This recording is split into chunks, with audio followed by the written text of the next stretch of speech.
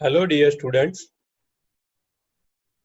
this is lecture 1, topic name estimation of forging cost.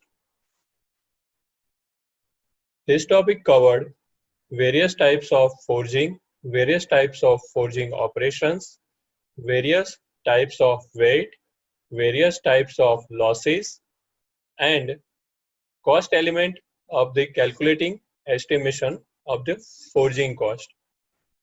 This topic under the unit number 4, name cost estimation of forging and the casting. This unit under the subject of estimating, costing and engineering contracting. The subject offered in Diploma Mechanical Semester 5.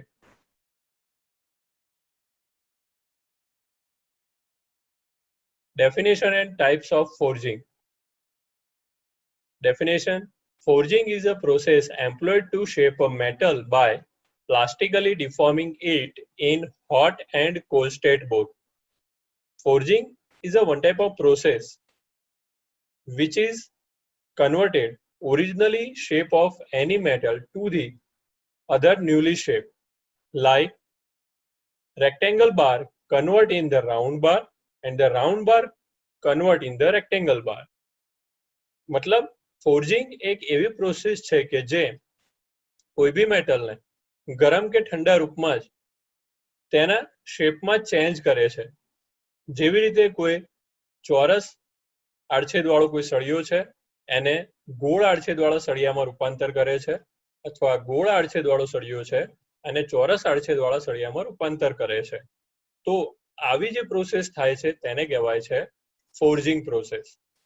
આ forging પ્રોસેસનું એક example અહીંયા આપણે જોઈએ તો એક example છે, અહીં આપણે જોઈ રહ્યા છીએ કે એક મેટલને સખત ગરમ કર્યું છે. સખત ગરમ કરતા તે એકદમ લાલાશ આમાં આવી ગઈ છે, રેડિશ પાર્ટ, જેને રેડિશ પાર્ટ કહેવાય છે ઇંગ્લિશમાં, ગુજરાતીમાં લાલાશ પડતો પાર્ટ કહેવાય છે. હવે આ ભાગ ઉપર આપણે કંઈ બી વસ્તુ ટીપીએ આ કહેવાય પ્લાસ્ટિક સ્ટેટ. આ એકદમ નરમ બની ગયું છે લોખંડ. તો આ મટીરિયલને પકડવા માટે આ જે સાધન વાપર્યું છે એને કહેવાય છે ટોંગ. ટોંગ મતલબ સાણસી. આ ટોંગની મદદથી આ જે મટીરિયલને અહીંયા ગ્રીપ કરી છે તો આ ગ્રીપ કરેલા પાર્ટને કહેવાય છે ટોંગ ગ્રીપ. અને અહીંયા ઉપરથી હેમર દ્વારા અહીંયા ફોર્સ આપવામાં આવે છે અને આ મેટલ ઉપર જે ફોર્સ આપવામાં આવશે તો જે પ્રમાણે મેં વાત કરી તમને કે શેપ બદલાય છે, કે રેક્ટેંગલ શેપ હોય તો રાઉન્ડ શેપમાં જાય છે અને રાઉન્ડ શેપ છે તો રેક્ટેંગલ શેપમાં જાય છે. તો આ રીતે ડિફરન્ટ ટાઈપ્સના ઓપરેશન કરીને અલગ અલગ શેપ ક્રિએટ કરવામાં આવે છે, કોઈ ગરમપણામાં કે ઠંડા રૂપમાં, in the hot state and the cold state. Types of forging. તો types of forging ના basic two type પહેલા hand forging, સ્મિધી ઓપરેશન, સ્મિધી forging. તો સ્મિધી forging એ કહેવાય છે કે કોઈ બી લુહારી કામ, જેને આપણે ઓરિજિનલી લુહાર કહીએ છીએ, કે જે શું કરે છે લોખંડને ગરમ કરીને એમાંથી બીજા વિવિધ વાસણો બનાવે છે કે ઓજારો બનાવે છે. The smithy work on the hot iron and they create various farm equipment or various equipment or the kitchen store articles and the memento, various things. So this type of smithy first heated up the metal up to the plastic temperature. Plastic temperature, I said again here the plastic temperature. Plastic temperature means કે તેને plastic temperature સુધી એકદમ ગરમ કરવામાં આવે છે અને આ ગરમ કરેલ પાર્ટને હથોડી વડે ટીપીને તેને બીજા પાર્ટમાં રૂપાંતર કરે છે, એને કહેવાય છે હેન્ડ ફોર્જિંગ. એના પછી આવે છે જે મશીન ફોર્જિંગ. તો મશીન ફોર્જિંગ એ છે કે કોઈ બી ગરમ કરેલ પાર્ટને તમે ડાઈ અને પંચની વચ્ચે મૂકી દેવામાં આવે તો ઉપરથી ફોર્સ આપતા જે પંચની રૂપે હેમર તમારા વર્કપીસ ઉપર ફોર્સ આવે છે અને ડાઈમાં રહેલા શેપ પ્રમાણે વર્કપીસ ડાઈનો શેપ ધારણ કરી લે છે. આને કહેવાય છે મશીન ફોર્જિંગ. એના પછી છે ડ્રોપ ફોર્જિંગ, અને પ્રેસ ફોર્જિંગ. આ બેઝિક 4 પ્રકારના ફોર્જિંગના ટાઈપ્સ છે. Types of forging operations. First, drawing down operation. In these operations, length will be increased and the cross section will be decreased. How? We already learned in the semester 3 strength of material subject. When we apply the tensile force, the length will be increased and the cross section will be decreased. The same force applied here. Let me see in the figure. આપણે semester 3 ના strength of material સબ્જેક્ટમાં જોયું હતું કે કોઈ બી મેટલને તમે કોઈ બી પાર્ટને ટેન્સાઇલ ફોર્સ આપો તો એની લંબાઈમાં વધારો થાય છે અને તેના ક્રોસ સેક્શનમાં ઘટાડો થાય છે. તો જોઈએ અહીંયા. તો આ છે મેઇન વર્કપીસ. આ વર્કપીસને અહીંથી પુલ કરવામાં આવે છે. પુલ મતલબ ખેંચવામાં આવે છે. ખેંચો મતલબ કે આ થયો ફોર્સ, ટેન્સાઇલ ફોર્સ. અહીંયા ટેન્સાઇલ ફોર્સ આપવામાં આવે છે. તો અહીંયા જે આ ક્રોસ સેક્શન રહેલું છે, આ જે ક્રોસ સેક્શન પ્રમાણે અહીંયા જે શેપ બને છે એ શેપને અહીંથી બહાર નીકળતા આ શેપ ધારણ કરે છે. અને જે આ શેપ ધારણ કરે છે એને કહેવાય છે one type of wire drawing operation. હવે વાયર ડ્રોઈંગ ઓપરેશન મતલબ શું? તો by this method we create wire કે કોઈ બી મેટલને આપણે નાના અચ્છેદમાંથી પુલ કરવામાં આવે, ખેંચવામાં આવે તેના પ્લાસ્ટિક સ્ટેટમાં, તો તે વચ્ચેથી તૂટતો નથી પણ તે લાંબો વાયર બનતો જાય છે.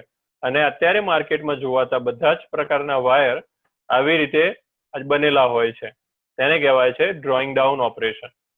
બીજું ઓપરેશન છે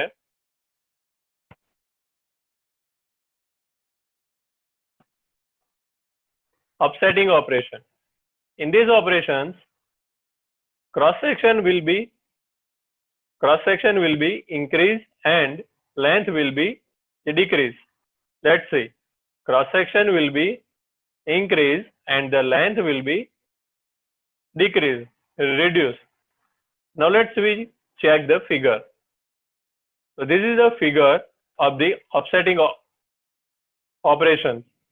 Before applying the force, we see here the cross-sectional diameter of this size. We call here D.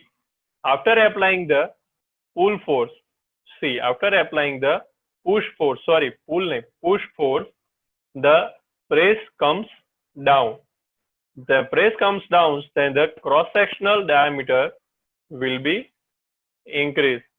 This is D1 and the D1 is greater than the D. The third operation is bending operation, to bend a job. Like this figure, if we bend pipe in this condition, the 90-degree condition, bend pipe in the 90-degree angle. So once heated this portion to the plastic state and bend easily in this condition. But in case we do not heat this pipe, then we want some more force apply here. And after applying the force, steady on that force there. मतलब અહીંયા જો આપણે 500 kilonewton કે 800 kilonewton કે 1000 કિલોન્યુટનનો force આપીને આ band કર્યું છે, તો ત્યાં થોડી વાર ઊભા રહો. ઊભા રહો મતલબ કે એમને એમ ફોર્સને રિમૂવ ના કરશો. રિમૂવ નહીં કરો તો આ બેન્ડ ઇઝીલી ત્યાંના પ્લાસ્ટિક સ્ટેટમાં આવીને ફરીથી સોલિડ થઈ જશે. તો આ કોલ્ડ સ્ટેટમાં પણ થઈ શકે છે અને હોટ સ્ટેટમાં પણ થઈ શકે છે. બીજી રીતે જો કોઈ શીટ મેટલ છે, શીટ મેટલને આ જે પોર્શનથી બેન્ડ કરવું છે તો હેમરિંગ ફોર્સ આપવામાં આવે છે. હેમરિંગ ફોર્સ આપો એટલે પોર્શન અહીંથી બેન્ડ થાય છે. આ જગ્યાએથી કેમ બેન્ડ થાય છે? કારણ કે આને થોડો, જેમ આપણે એસએમમાં ભણે કેન્ટિલીવર બીમ, એ પ્રકારે થોડો અહીંયા બેન્ડિંગ થવા માટેનો એક સ્લેબ રહેશે કે જે સ્ટેડી રહેશે, એ બેન્ડ નહીં થાય. ત્યાંથી આગળથી એ પોર્શન બેન્ડ થશે. અને અહીંયા જો કોઈ સ્ટેડી પાર્ટ આપવામાં આવે છે તો એ જે સ્ટેડી પાર્ટને અનુરૂપ એ પ્રોડક્ટ અહીંથી બેન્ડ થઈ જશે. તો આ રીતે બેન્ડિંગ ઓપરેશન થાય છે. The next is punching and the drifting operation. So punching operation मतलब કે આપણે હોલ ક્રિએટ કરવો છે. આપણે generally hole create drilling machine પર કરીએ છીએ, પણ તમે જોયું હોય કે પાર્ટને તમે ગરમ કર્યો હોય સખત ગરમ, તો એને પછી ડ્રિલિંગ મશીન ઉપર લઈ જઈને હોલ ક્રિએટ કરવા ના જવો. તો ત્યારે શું કરવું પડે? ત્યારે પંચિંગ ઓપરેશન થી એને પંચ પાડી દેવું પડે. અથવા કોઈ એકદમ નાની શીટ મેટલ છે, થિન શીટ મેટલ, એને તમે ડ્રિલિંગ મશીન પર લઈ જાઓ તો શીટ મેટલ ફાટી જાય છે. તો એવા કેસમાં પણ પંચિંગની મદદથી પંચ થાય છે. જોઈએ આપણે અહીંયા એક એક્ઝામ્પલ.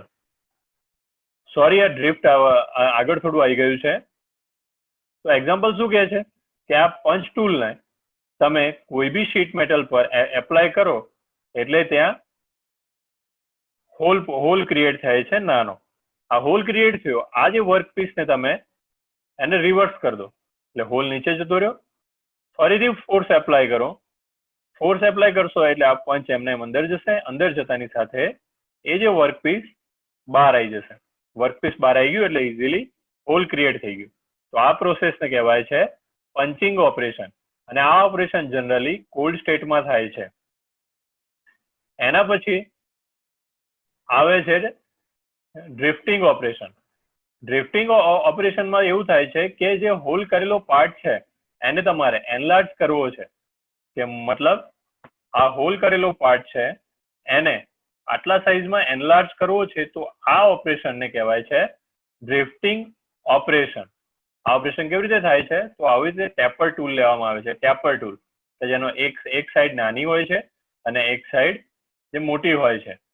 આવા જે ટેપર ટૂલની મદદથી હેમરિંગ કરવામાં આવે તો શું કરશે? જેમ સાઈઝ આગળ જતી જશે એમ ટૂલની સાઈઝ પ્રમાણે એ જે શીટ મેટલ કે એ જે મેટલનો પાર્ટ છે એ હોલ એનલાર્જ થતો જશે. હોલ એનલાર્જ થાય તો એની સાઈડમાં રહેલી જે મેટલ બી થોડી સાઈડમાં એનલાર્જ થાય. તો આ ઓપરેશનને કહેવાય છે ડ્રિફ્ટિંગ operation. Now the next operation is swedging operation. Swedging operation is reduce and finish the die of job. By reduce and finish the die of job, how? First we discuss one example. When we create the thread on the pipe, what we need and what we does? ત્યારે આપણે કોઈ pipe ઉપર thread પાડીએ છીએ ત્યારે આપણે શું કરીએ છીએ? તો પાઇપને આપણે ડાઈમાં ફિટ કરીને એની ઉપર ડાઈ, આંટાવાળી ડાઈને ગોળ ગોળ ફેરવીએ છીએ. ગોળ ગોળ ફેરવીએ એટલે એની ઉપર આંટા પડતા જાય છે. તો આ ઓપરેશનને સ્વેજિંગ ઓપરેશન કહેવાય છે. આમાં શું કર્યું આપણે કે વર્કપીસની ઉપર ડાઈને ક્લેમ્પ કરતા ફિટ કરતા આગળ જઈને ડાઈને ગોળ ગોળ ફેરવીએ છીએ. ડાઈને ગોળ ગોળ ફેરવીએ છીએ. સો ડાઈનો જે શેપ છે, ડાઈનો ઇન્ટરનલ જે શેપ છે એ વર્કપીસ ઉપર ડાયરેક્ટ આવે છે. ત્યાં ડાયામીટર રિડ્યુસ થાય છે અને સાથે સાથે એનો ડાયામીટર ફિનિશ પણ થતો જાય છે. એવી એક ફિગર આપણે અહીંયા જોઈએ કે જ્યાં 3 ડાઈનો યુઝ કરેલો છે અને એ 3 ડાઈ અહીંયા જેમ શેપ છે કે 1 3 શેપ, તો આવો શેપ આ 3 ડાઈમાં છે કે આ 1 2 અને 3 3 ડાઈમાં આવો શેપ આપેલો છે. અને આ 3 ડાઈ જ્યારે વર્કપીસની ઉપર આ રીતે ફોર્સ આપીને જ્યારે ફિટ કરવામાં આવે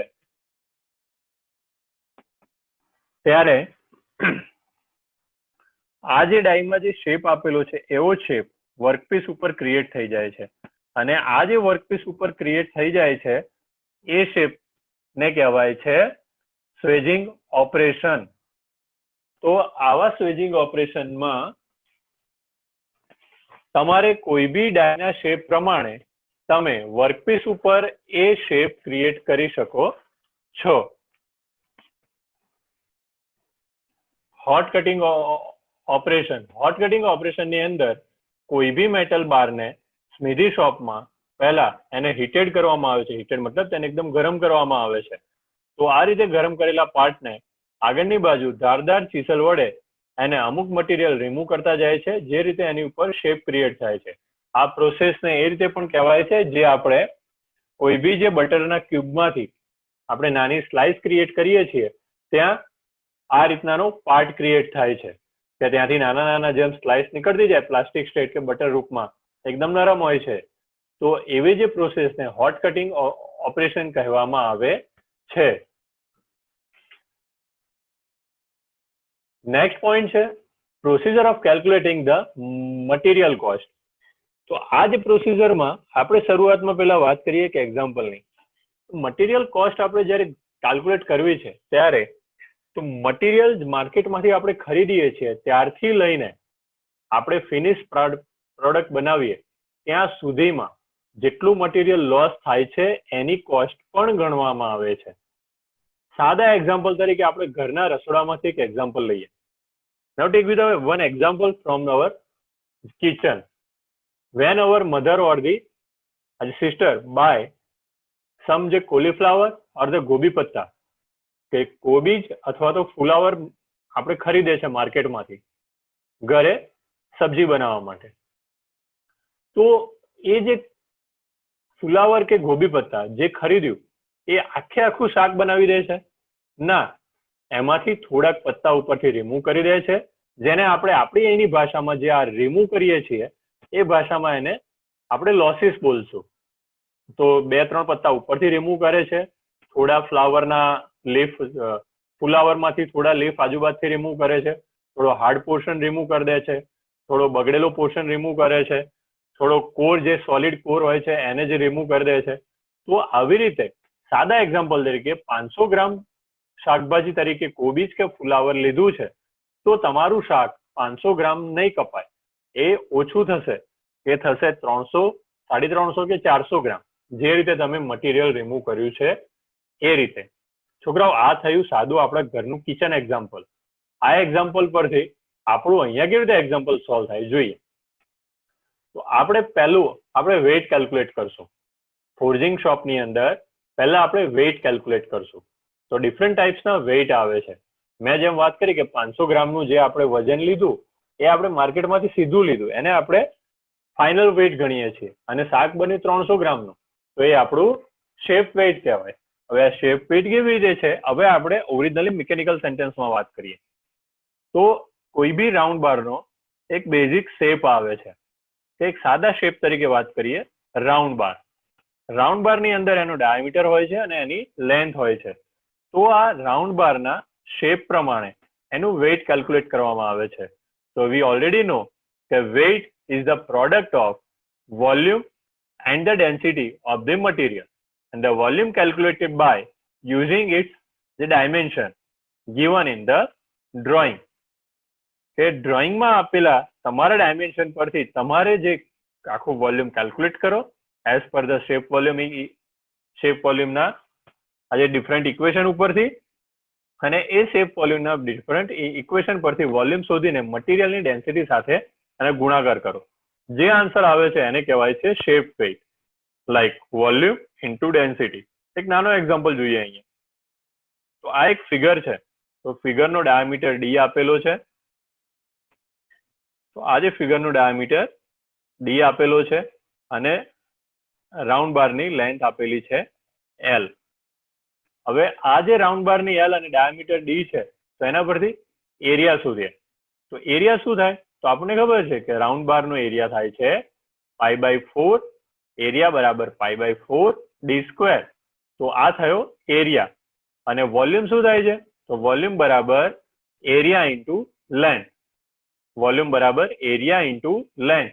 આ ખાસ યાદ રાખજો, આ આગળ જરૂર પડશે. વોલ્યુમ બરાબર એરિયા ઇન્ટુ લેન્થ. તો આ રીતે આપણે કોઈ બી ડ્રોઈંગનું શેપ વેઇટ ફાઇન્ડ કરી શકીએ છીએ.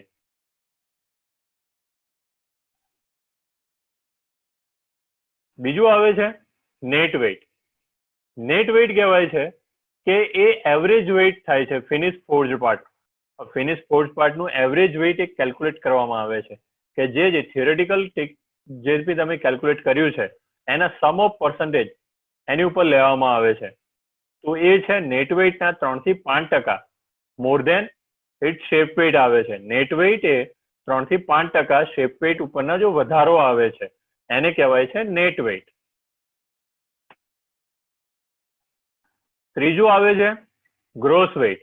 ગ્રોસ વેઇટ એ છે કે gross weight is the weight of top material required to produce forging. Its weight is calculated by multiplying net weight by a factor developed from the previous practical experience. Previous practical experience મતલબ કે આપણે પહેલો કોઈ part બનાવવા લીધો ત્યારે round બારની length લીધી હતી 100 mm ની અને આપણે જોઈતી હતી ફાઇનલ પ્રોડક્ટ 95 mm ની. તો આપણી જોડે 5 mm જ વધારાનું મટીરિયલ આપણે લીધું છે. હવે આપણે આખો જોબ બનાવી દીધો એટલે આપણને એક એક્સપિરિયન્સ મળ્યો કે 5 mm મટીરિયલ લેતા વધારાનું જો આપણો ફિનિશ પ્રોડક્ટ બનાવતા આપણને થોડી તકલીફ પડે છે કે એકદમ sharp point to point work કરવું પડે છે તો એવા ટાઈમમાં થોડું વધારે લઈ શકાય. તો એવી જે નેસેસિટી આમાં ગ્રોસ વેઇટમાં આપેલી છે જ્યારે ગ્રોસ વેઇટની અંદર એ જે મટીરિયલ કેલ્ક્યુલેટ કરીએ ત્યાં અને જો તમે ડાઈમાં મટીરિયલ કેલ્ક્યુલેટ કરવા માંગતા હોય ગ્રોસ વેઇટનું તો ક્લોઝ ડાઈ લેતા હોય તમે તો ત્યારે 10 to 15% શેપ વેઇટ લેવું પડે અને જો ઓપન ડાઈ લેતા હોય તો 60 થી 70% ટોટલ શેપ વેઇટ ના લેવા પડે. So this can also be calculated by adding the different forging losses into the net weight of forging. આ ગ્રોસ વેઇટ બીજી રીતે પણ ગણી શકાય છે કે વિવિધ પ્રકારના લોસીસને તમારા નેટ વેઇટમાં એડ કરીને એડ કરીને ગ્રોસ વેઇટ ગણાય છે. તો એના પછી આવે છે કન્ઝ્યુમ મટીરિયલ. કન્ઝ્યુમ મટીરિયલ મતલબ the bar cutting from the billet or the bar material. Due to the cutting, some material losses occur. Calculate this all weight to find consumed material. આપણે એક વસ્તુ જો ધ્યાનથી માર્ક કરીએ તો જ્યારે workpiece તરીકે કોઈ બી રો મટીરિયલ સાઇઝ કટ કરવાની હોય છે મેઇન બારમાંથી અને આપણે બિલેટ કહીએ છીએ તો બિલેટમાંથી એક નાનો બાર કટ કરવાનો છે તો when we require 100 mm and after the 100 mm we cut that material by the hexo. At that time 2 to 3 mm additionally material also be cut down by the width of hexo. Yes student, this point we never check. આપણે આ point ક્યારે check નહીં કર્યો પણ આ વસ્તુની ખાસ impression પડે છે વેઇટ ઉપર. જ્યારે તમને એક ફિક્સ 100 mm નો લેન્થ આપ્યો હોય અને એમાંથી તમને આપણી ટિપિકલ હેક્ઝો મશીન ઉપર તમને 10 ઇક્વલ પાર્ટ કરવાના કે તો તમે શું કરશો સાદી રીતે કે 100 mm છે 10 ઇક્વલ પાર્ટ છે 10 mm ના પાર્ટ પાડ દો. 10 mm ના પાર્ટ પાડવા જાઓ ત્યારે હેક્ઝોઝ ઉપર તમારી 2 mm થઈ જતી હોય તો વધારાનું મટીરિયલ તો કેટલા mm વેસ્ટ થાય છે 12 mm મટીરિયલ તમારું કન્ઝ્યુમ થાય છે. તો કન્ઝ્યુમ થાય છે આને કહેવાય છે consume material. Thank you. So today we complete our day 1 lecture. Thank you.